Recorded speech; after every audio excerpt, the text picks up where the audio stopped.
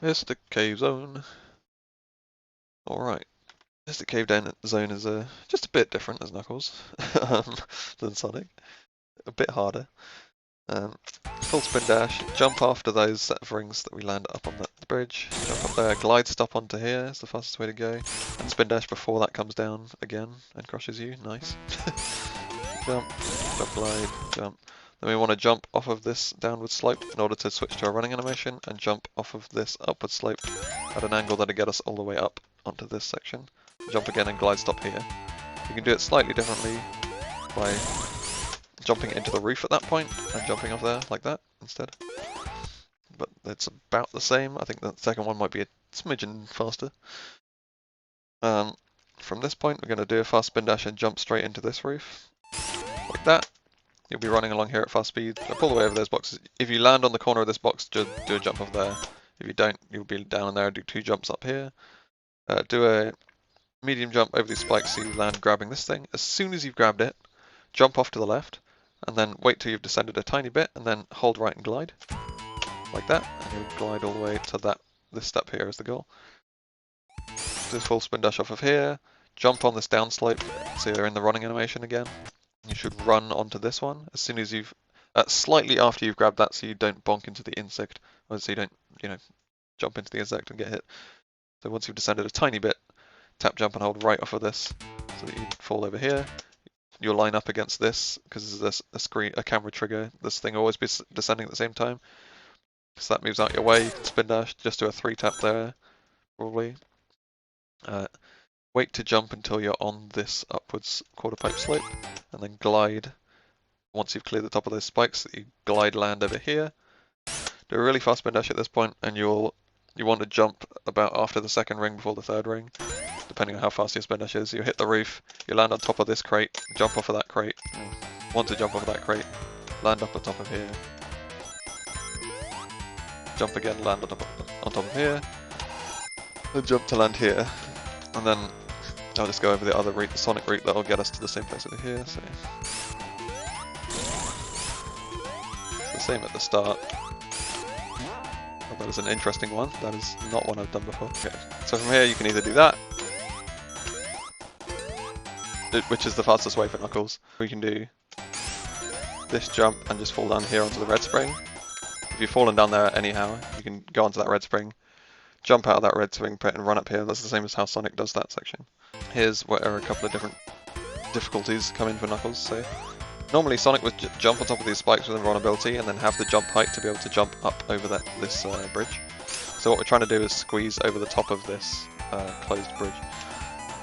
But instead, Knuckles can't do that. So what we have to do is jump off of here and land and bounce off of this snake. So the fastest way to do it, so with the rightwards momentum you'll have coming from over here. So what you're aiming to do is both super glide off the snake, but not hit your head on the roof. So you have to clear this roof there, while also super gliding not very high. You want to super glide low. So this is too low because I'd still bonk to the edge of this roof there. You want to actually start gliding quite far before you would hit the snake, so your super glide doesn't go that high, and that'll put you at the perfect height, hopefully, to get into this section that works for getting over here. So it's slightly higher than it looks. There's a hitbox up on this bridge up until about there, and the hitbox of the wall doesn't start until about there. So you're aiming to land in this section with your glide. Getting it first try at the snake is very tricky, but it's worth going for because it saves a fair amount of time. How did that not?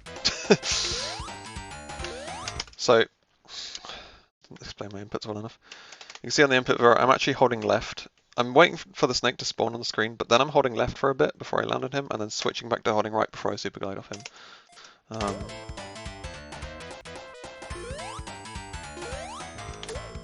There we go. Okay, so you can either be, if you know you're going to be too high, you can actually slow down in the air by tapping left and right in the air, or you can just grab this wall and then jump off the wall and glide back in there. If I could actually do that, that'd be great. Anyway, the other way, without jumping on the snake and having to do the glide first try into there, which is very tricky,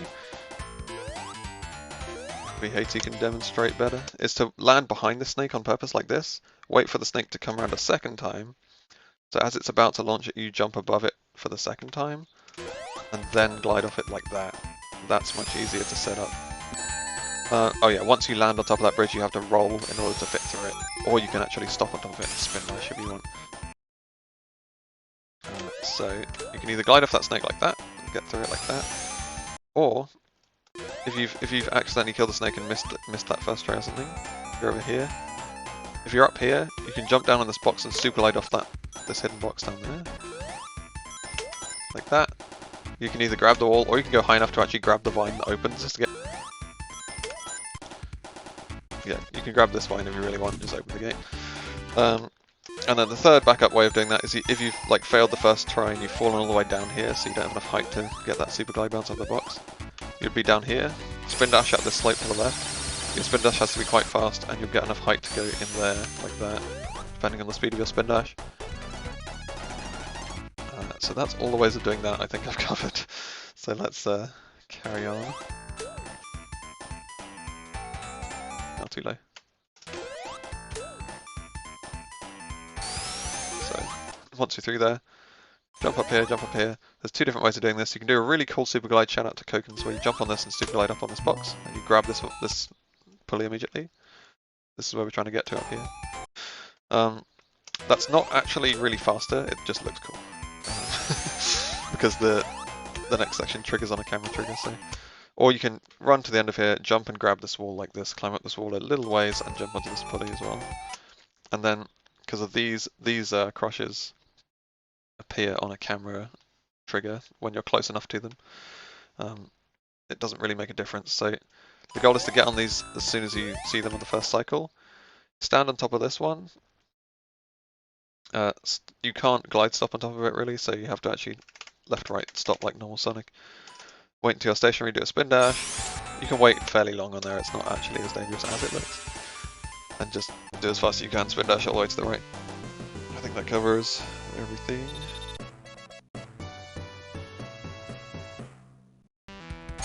Here's a fun thing. Shout out to Zergriff for this one.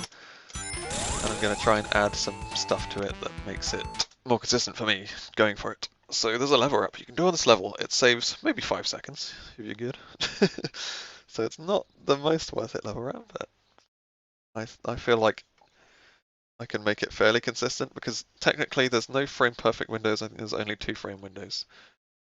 So to start this level, you just spin dash and hold right, and then let go of right once you launch off the ramp, so you land on this. As soon as you've caught this, hold right, jump off it. While the bridge is still descending, you'll line yourself up with this section here, so we just jump off immediately. You'll be bonked by the invisible wall that's still here while the bridge is descending. You get to stop and spin dash here. So I like to pause to try and get in these spikes on the first cycle. It's a very small time save. So if you jump as soon as you make contact with this ground here, a short tap jump. A short tap jump that will land you here. And then once you land here, do a full jump up to these spikes. For some reason as Knuckles, you can just jump on top of these spikes while they're down. And do all kinds of crazy stuff up there. Keep missing my jump there. So once you're over this section, wait, just before the spikes are going to come down, you want to jump up at them actually. You'll be on top of them. You can only jump out of them while they're downwards. I think that's not actually true, it's just much more specific while they're upwards. So while they're still down, you want to have turned around. And you should go and see Zergriff's Sonic 2 supplement video, which I'll link, because he helpfully, with other emulated tools, turns off or puts Knuckles so that he appears in the foreground above the background for this section. Which is really helpful to look for. So I'm just going to go for it quickly because Zergriff explains like all of this section fairly well. Anyway, so once you're on top of these, you turn around to the left and have some leftwards momentum before jumping off them and gliding into the wall that is here, climbing up this wall until you're standing on top of it, jumping off and gliding at the peak of your jump, and then landing on another bit of wall here, which is actually across both of this section and this section here, like that, where I'm standing. Jump off of that and glide into this section of the wall. This is where I'm standing on this bit. And once we're on top of here, is where we want to do a tap jump, like as low a jump as possible, while clearing the wall. So we want to be, this is the edge of the wall here. We want to be falling down on the left side, flush with this wall. so that we can see Knuckles go past in this little gap here. We'll see. There he is, right. And so if you pause as you come down here, you'll see different frames which work. There's a 2-frame window that you need to glide into this rightwards into this wall here in order to climb up inside it. So if you pause on this frame, you can glide the frame after you unpause, and he should catch the wall here.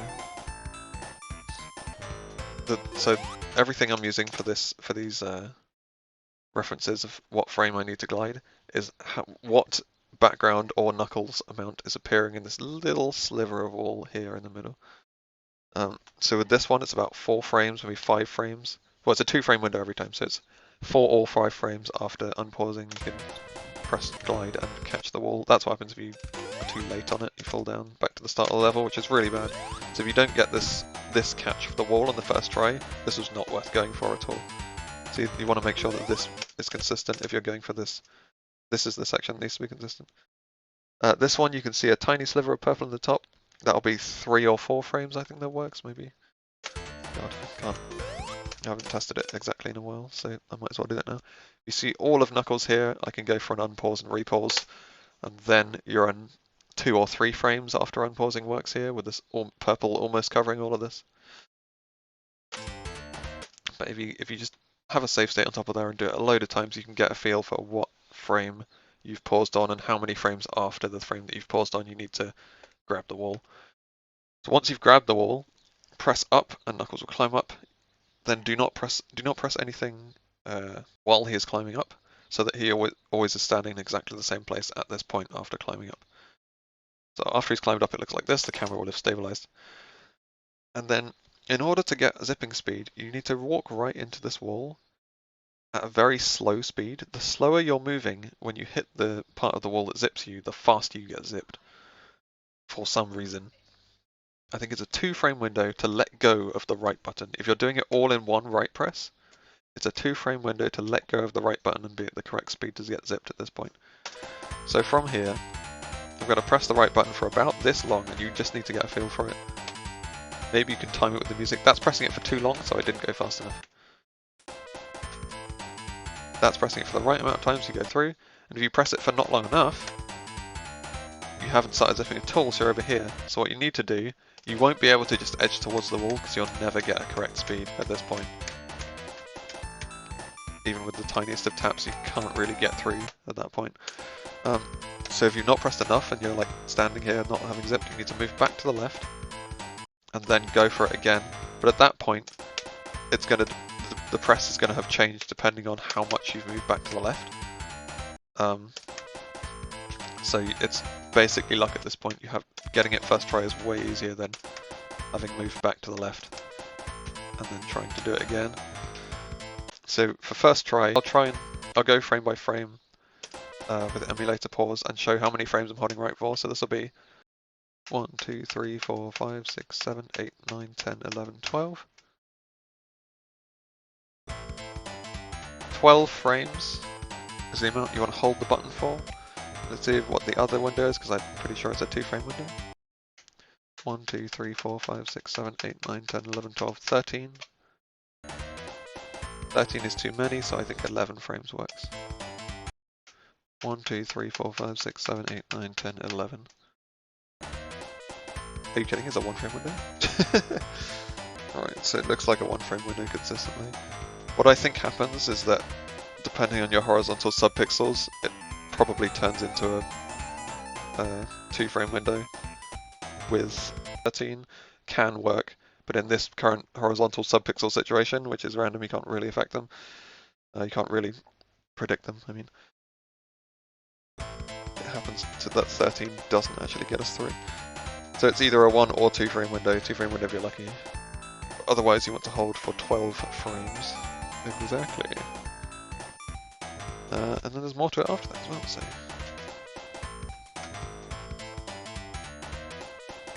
As anywhere while it's zipping along, tap left, so that you face to the left.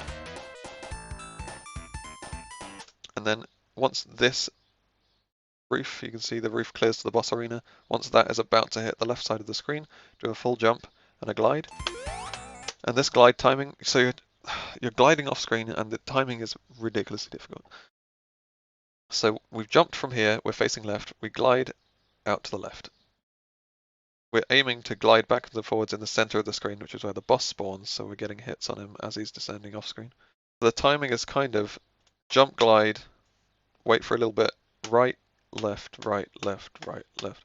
And the first right lasts for a little bit before the left, and then it's left, right, left, right. You can try it out by falling down, doing it from here, and seeing how it would be visually, staying in the middle of the screen like that. Let yourself fall out. If you don't jump, then you just fall out here, and you can do the boss fight normally. This is also a perfectly reasonable way of doing it, because getting these boss hits off screen doesn't even save any time unless you get like 3 boss hits really. So jump, jump, glide, gliding at the peak of your jump, right, left, right, something like that. And that's what you'll be doing off screen if you imagine that. If you don't get any hits after the first couple of left rights, you want to drop down as quick as possible so that you can get into position to do the boss fight normally. If you notice your hits not happening after 1 or 2, again you want to drop down so you can get into the position to do a boss fight normally. Anyway, no matter how many hits you get up there, you get back under the boss and fight him the normal way by jumping into him a couple of times and then spin dashing on the spot. You can get up to like 4 or 5 hits if you're really lucky up at the top here.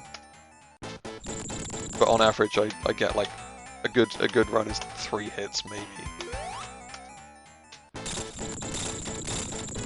There we go, 3 hits.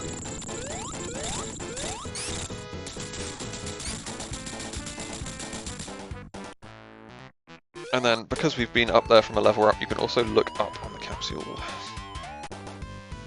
And I'm pretty sure Mike's previous one of how to do this level normally works exactly the same. It's still exactly the same way nowadays. So I'll carry on to Oil Ocean.